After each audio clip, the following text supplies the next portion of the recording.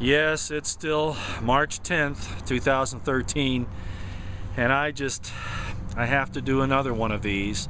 So many things are happening. I'm going to try to talk to you without my sunglasses on. The sun's in a bad spot, but it's a little overcast, so maybe it'll work. You know, I could talk about crazy things. You'd think I'm nuts, like goats can weave spider webs. Isn't that ridiculous? That's what it sounds like sometimes, isn't it? Just way off my rocker and I don't know what I'm talking about. So instead of philosophizing here, I think I'll just throw some things out to you, kind of like I did on the list to study for yourself. I'll mention a few things, but we'll just go from here. The first is kind of from a scripture, and it's in Genesis. And it's when Lucifer, beguiles Eve, and because of that, Adam partakes of the forbidden fruit as well, and the whole earth falls, right? Well, there was a curse in there, if you remember. Two of them, actually. Three of them, actually. The first curse was to Lucifer, Satan, whatever you want to call it, the adversary, the serpent. And what did God say to him? He said, I will put enmity between your seed and the seed of the woman. You shall have power to bruise his heel, but he shall have power to crush thy head. Ladies and gentlemen, when you really look at it, the beguiling of Eve, the woman kind of followed this guy, right? And did what he wanted. And then Adam followed his wife into doing the same thing. Now, I'm going to take you somewhere here where it's not going to make much sense, but I just want you to think about it. Remember I told you that these leaders, these elitists, and all of their minions are misogynists and they hate women?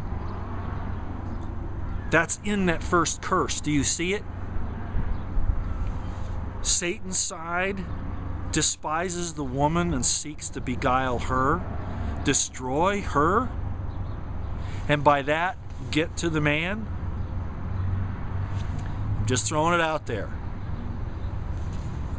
These men that are in these elitist groups, and I did a video today on the Southern Poverty Law Center.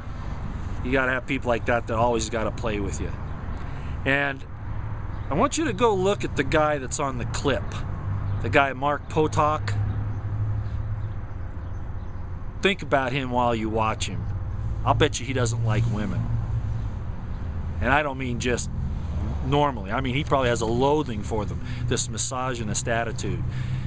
Oh, they'll have fun with women. They'll use them for their taking care of their urges and all that, but to really love them, they don't. They surely don't like their kids. Just throwing that out there. Okay, I saw a thing in the New York Times today. I want you to go look these things up. It says that the gun rate, ownership rate, is falling behind over what it was, say 10 or 20 years ago. I think this is a PSYOP article because it isn't true. All right, there are actually more guns in the hands of people today than there were in the past. Now, the New York Times was quoting a pollster or somebody who called households and asked them, well, let me ask you a question. If you had guns and you didn't, and you know all the things that are going on with it right now, and somebody asks you, do you have guns in your home? Are you going to say yes? Why do you think the gun rate per household is going down when they do these polls? Because people aren't admitting they've got them. It's kind of funny, It's amazing to me. Now, I also want to talk about, there are a lot of gun companies that are refusing to sell to government agencies at the city, county, and state level. I haven't heard anything much about the national level, but they should do it there too. These gun companies, like the latest was Wilson Combat, they make really good 1911s. They're refusing to sell to those governments that are anti-gun and putting out laws to take weapons away from citizens. We need a lot more of that. I like to see Colt, Smith & Wesson, and a lot of these bigger companies do that as well. But go look this up. You'll see what I'm talking about.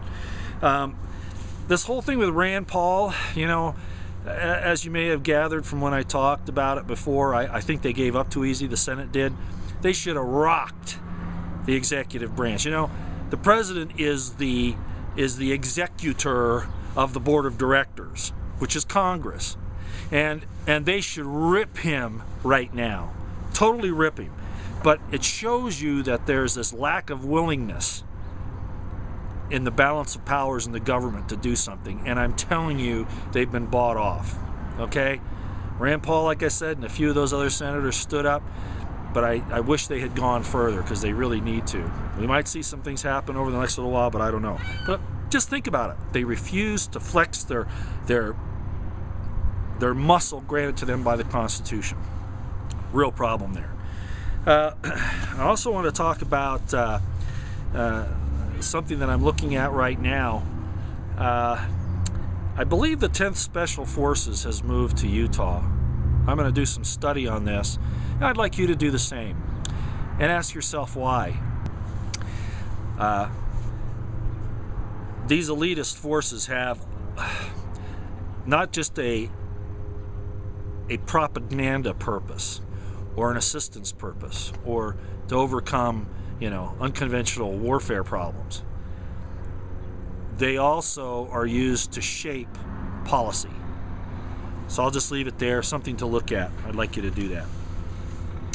Now, there's another situation going on that was mentioned in the New York Times today, and it's about the President of Afghanistan, Karzai. And you might be laughing, you know, oh, the guy's just, you know, he's just causing trouble. Do you know what he said today? How often have I told you in the past that the CIA actually and other intelligence services actually control Al-Qaeda? Well, here we go. Now we've got, you know, Karzai admitting the same thing, saying that the Taliban and the U.S. government are in bed together, in cahoots together, to cause these bombings to keep the military-industrial complex in Afghanistan.